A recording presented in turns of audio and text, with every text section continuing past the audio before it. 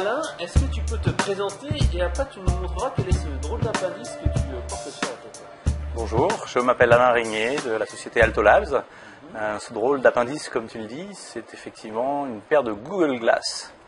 Donc tu fais partie des heureux élus à essayer ce nouveau prototype? Voilà, tout à fait. En fait, j'ai la chance, ayant vécu aux États-Unis pendant de nombreuses années, d'avoir toujours un pied aux États-Unis et d'avoir une paire de Google Glass depuis maintenant 6 mois, d'avoir été le premier Français en fait à développer dessus et voilà. Bah alors dis-nous un petit peu quel est ton retour après 6 mois d'utilisation, à quoi ça sert, parce qu'on en entend parler, on sait que ça coûte un certain montant pour accéder aux API et utiliser l'outil.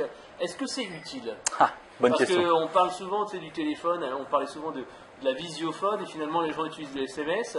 Est-ce que le Google Glass va nous apporter quelque chose ou ça va être encore un gadget de plus qui va pourrir dans les armoires? Je ne pense pas. Alors en fait, ce qu'il faut bien savoir, c'est qu'aujourd'hui, les Google Glass tels que je les ai, c'est un prototype, principalement pour les développeurs au départ et puis pour le programme étendu de ce qu'on appelle les Glass Explorer.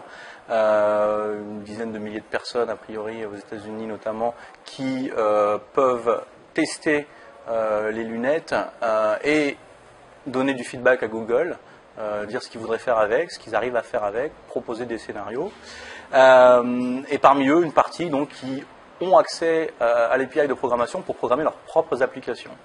Donc l'objet lui-même, il est tout bête, hein, c'est une petite paire de lunettes pas très lourde avec une batterie, avec un petit écran, un petit projecteur qui nous permet, en fait on le voit ici, d'afficher des informations. Voilà. Donc en fait là, on ne voit plus, mais on va recommencer. Voilà, tu as ton écran là, et c'est ce que tu vois. Exactement, et donc là je suis en train de naviguer mes photos, par exemple les photos que je viens de prendre, et je les vois sur un écran. Et ce qui est intéressant, c'est que ça ne gêne pas du tout mon champ de vision. Je te vois en face sans aucun problème. La particularité de ces lunettes, c'est qu'on peut faire un certain nombre de choses, comme prendre une photo, enregistrer une vidéo, voir ses coordonnées GPS et faire un suivi GPS pour se rendre à un endroit en voyant la carte sur l'écran. On peut envoyer des messages, on peut recevoir des notifications, des news, des alertes. On peut intégrer Google Now avec, en fonction des derniers emails qu'on a reçus, de nos rendez-vous, des endroits où on doit se rendre, un certain nombre d'informations intéressantes qui sont pushées finalement, la météo, le trafic, les rappels de choses à faire. Mais ça, c'est les fonctionnalités, je dirais, de base. Alors, il y a en plus des détecteurs de mouvement dans les lunettes. Mais ce qui est particulièrement intéressant pour nous développeurs, c'est qu'on peut programmer en utilisant ce qu'ils appellent aujourd'hui la Mirror API et commencer à développer des concepts d'applications. Mais qu'est-ce que... Alors, tu m'as dit que tu t'en servais surtout par exemple pour diriger, pour regarder des emails, prendre des photos, mais est-ce bien utile? Alors, tout dépend de ce qu'on appelle utile. Aujourd'hui, c'est un prototype pour les développeurs, donc on cherche à voir qu'est-ce qu'on peut avoir comme scénario autour de ces fonctionnalités de base. Aujourd'hui, oui, c'est utile, mais ce qui est surtout intéressant, c'est que demain, ce sera énormément utile. Le potentiel d'un appareil comme celui-là, et grâce notamment à l'imagination humaine, est infini quasiment. C'est d'ailleurs une des raisons pour laquelle Google ne permet pas encore à tout le monde d'y avoir accès. Il cherche à avoir du retour, du feedback sur ce qu'on peut faire avec. Je discutais récemment avec des gens, par exemple, dans les grands magasins qui veulent voir les stocks des produits sur les étagères en temps réel pour pouvoir dire il faut remettre tel produit, le prix n'est pas bon. Dans les événements sportifs, pouvoir détecter grâce au GPS, on est au Stade de France, au Stade de France en ce moment c'est tel match de foot, pouvoir accéder aux statistiques, aux compositions des équipes, voire même au replay du but qui s'est passé il y a 3 minutes pendant qu'on était aux toilettes. Bon, ce genre de scénario, mais également tout ce qui est gaming, comme un deuxième écran pour les gens qui jouent aux jeux vidéo, pour afficher la carte, pour faire de la communication avec d'autres joueurs. On peut notamment faire des hangouts, des Google Hangouts avec les Google Glass. Et on peut montrer à la personne qui est à l'autre bout ce que l'on voit avec les Google Glass. Alors, quelles sont les fonctionnalités standards des Google Glass? Alors, les standards, je dirais les plus communes, c'est donc prendre des photos, enregistrer une vidéo, prendre un appel téléphonique.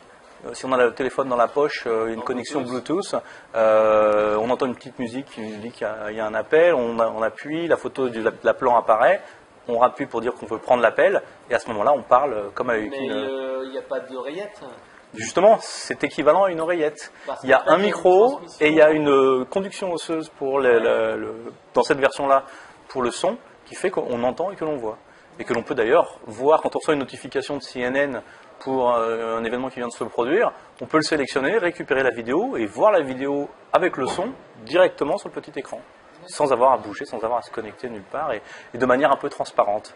Par exemple, là, je suis en train de parler avec toi, mais je pourrais tout à fait être en train de regarder le match de foot en même temps. Ou me filmer. Ou te filmer, tu t'en rendrais compte quand même. Donc voilà, il y a donc la partie avec le GPS, avec le téléphone, la synchronisation avec Google+, pour tout ce qui est photo, vidéo, etc., de manière automatique, les différents sensors qui permettent de voir si on fait du mouvement de haut en bas, etc. Qu'est-ce qu'on peut faire aussi? Donc on connecte avec ton compte Google+, et Gmail, on peut naviguer ses emails. On peut recevoir tout un tas de notifications, de tweets, d'alertes, de choses. On peut partager toutes ces choses avec ses amis, avec ses cercles, de manière très simple, directement avec les lunettes. Alors toi, tu m'as dit que tu étais chez Altolabs. Voilà. Qu'est-ce que vous allez faire? Vous allez proposer des applications ou c'est juste pour le fun? Alors on fait, non, déjà le prix est conséquent, notamment pour avoir accès aux API. On fait deux choses principalement. La première, c'est le développement de prototypes, d'idées et de concepts qu'on a nous en interne. Mais la deuxième partie, c'est rencontrer des sociétés qui sont intéressées pour discuter d'usages dont ils auraient besoin pour leurs clients et si possible et si c'est faisable, développer des POC avec eux, vérifier que l'idée est bonne, est implémentable avec les technologies actuelles, sachant que les lunettes sont mises à jour tous les mois. Donc tous les mois, on a des bugs fixes, des nouvelles fonctionnalités, des changements dans la manière de faire les choses, et qu'au niveau programmation, les API sont en train d'évoluer. On parlait de la Mirror API tout à l'heure, qui était la version de base un petit peu compliquée à utiliser, et qu'on va se diriger vers ce qu'on appelle le GDK, qui est le Glass Development Kit, qui permettra de faire beaucoup plus de choses directement. Mais il faut garder à l'esprit qu'il y a déjà des gens qui ont hacké les lunettes, qui tournent sous Android, et qui ont fait des choses assez marrantes. Une des plus connues, c'est le fait de contrôler un drone avec ses lunettes. En penchant la tête vers la gauche, le drone penche vers la gauche. Et quand on tourne la tête vers la droite, le drone suit en temps réel. Ok. Merci pour toutes ces informations. Si on veut en fait en savoir plus sur toi et sur les capacités possibles de Google Glass, on va sur quel site internet? Le plus simple, c'est de me contacter sur Twitter, Altolabs, ALTOLABS, voilà, ou sinon par email, alain@altolabs.com. Ok, merci, à bientôt. À bientôt.